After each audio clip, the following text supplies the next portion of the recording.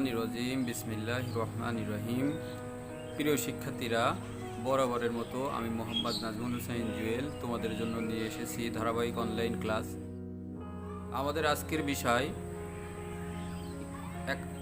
একাদশ ও দ্বাদশ শ্রেণীর ভূগোল পাঠের দ্বিতীয় পত্র, মানবিক ভূগোল। তোমরা ইতিমধ্যেই সংক্ষিপ্ত আকারে জেনেছো কিংবা নবম দশম শ্রেণীতে পড়ে এসেছো, যেখানে তোমরা জানো যে ভূগোলের মূলত দুইটি বেসিক বিষয় বিভক্ত। একটি হলো প্রাকৃতিক ভূগোল আর দ্বিতীয়টি হলো মানবিক ভূগোল।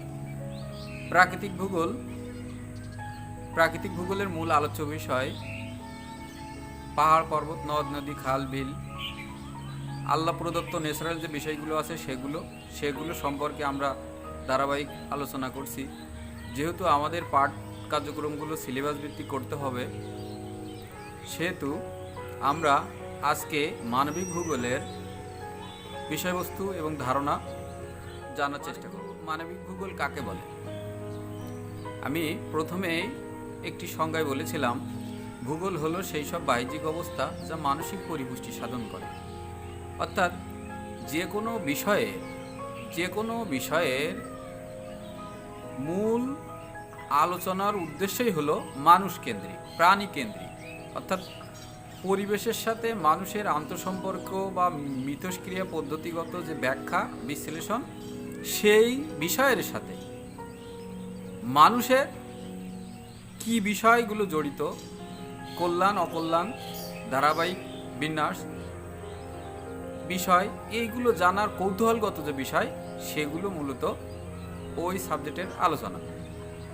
তো আমাদের ভূগোলের যে প্রধান দুটি শাখা, একটি হলো প্রাকৃতিক ভূগোল, দ্বিতীয়টি হলো মানবিক ভূগোল। আমরা দ্বিতীয়টি অর্থাৎ মানবিক ভূগোলের আজকে আলোচনা করছি। মানবিক ভূগোল কি?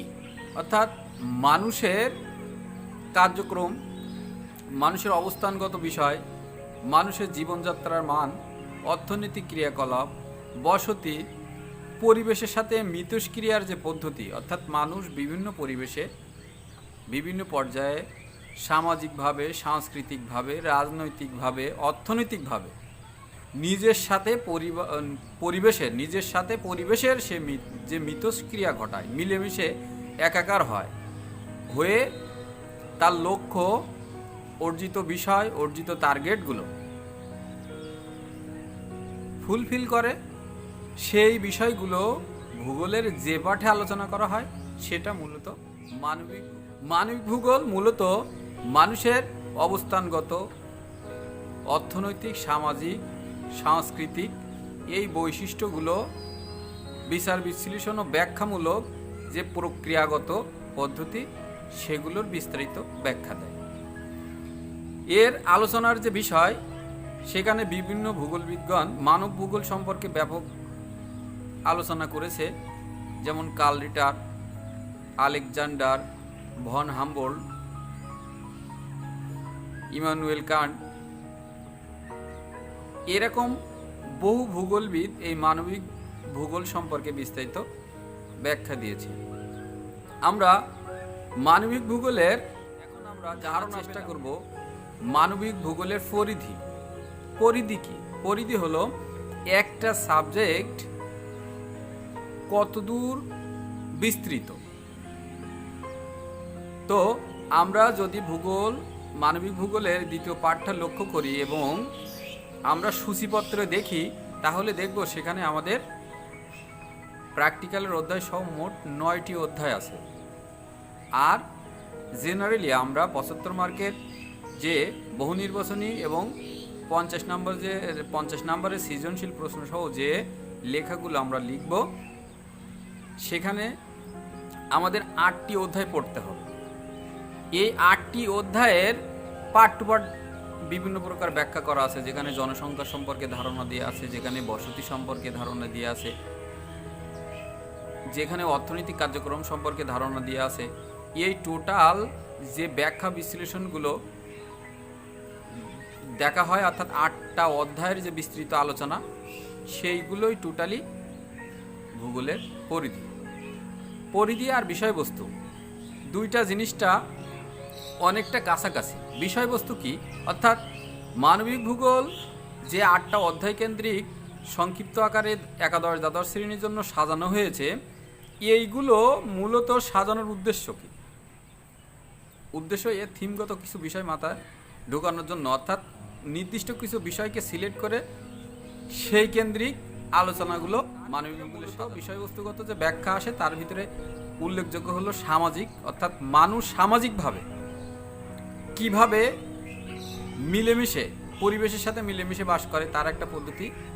দ্বিতীয়, রাজনৈতিক, ভূ রাজনৈতিক এবং বিভিন্ন দেশের অবস্থানগত কারণ, ভৌগোলিকগতভাবে এশিয়া মহাদেশ বলো, আফ্রিকা মহাদেশ বলো, ওসিনিয়া মহাদেশ বলো, বিভিন্ন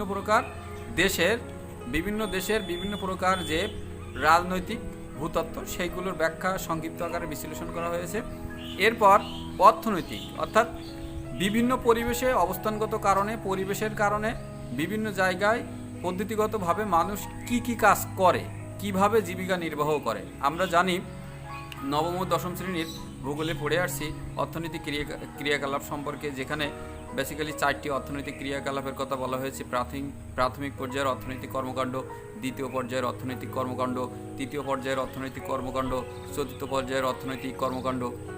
তো সেভাবে অর্থাৎ মানবিক ভূগোল এই অর্থনৈতিক ক্রিয়াকলাপ সম্পর্কে আলোচনা করে।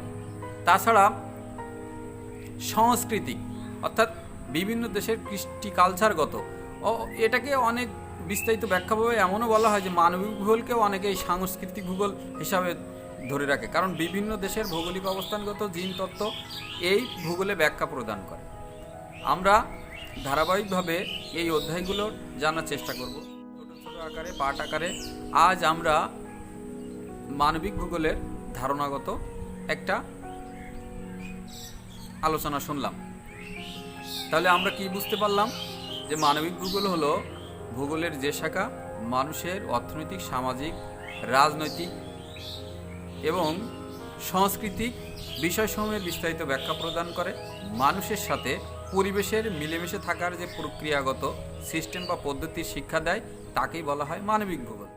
আর এই মানবিক ভূগোলের ভিতরে যে অধ্যায়গুলো আলোচনা করা হয়েছে ধারাবাহিক, সেই অধ্যায়গুলো হলো ভূগোলের পরিধিগত ব্যাখ্যা, এবং এর ভিতরে এই যে 8টা অধ্যায়ের ভিতরে সাজানোগত যে প্রক্রিয়া, সাজানোগত যে পদ্ধতি আছে, তার সেই আলোচনাগুলোর মূল থিমকে বোঝার জন্য কিছু বিষয় উজ্জ্ব রেখে, কিছু বিষয়কে টার্গেট করে সেইগুলো ওই অধ্যায়গত বিষয়ের সাথে আলোচনা করা, সাংস্কৃতিক, ভূগোল বা পরিমণ্ডল বিষয়ের সাথে আলোচনা করা হয়েছে, যেটাকে আমরা বলি ভূগোলের বিষয়বস্তু। সেগুলো আমরা সংক্ষিপ্তভাবে বললাম যে এই অধ্যায়ে আলোচনা হবে ঠিকই, কিন্তু পরিবেশের সাথে মানুষের আলোচনা হবে কোনগুলো? অর্থনৈতিক, অর্থাৎ এগুলো বিষয়বস্তু।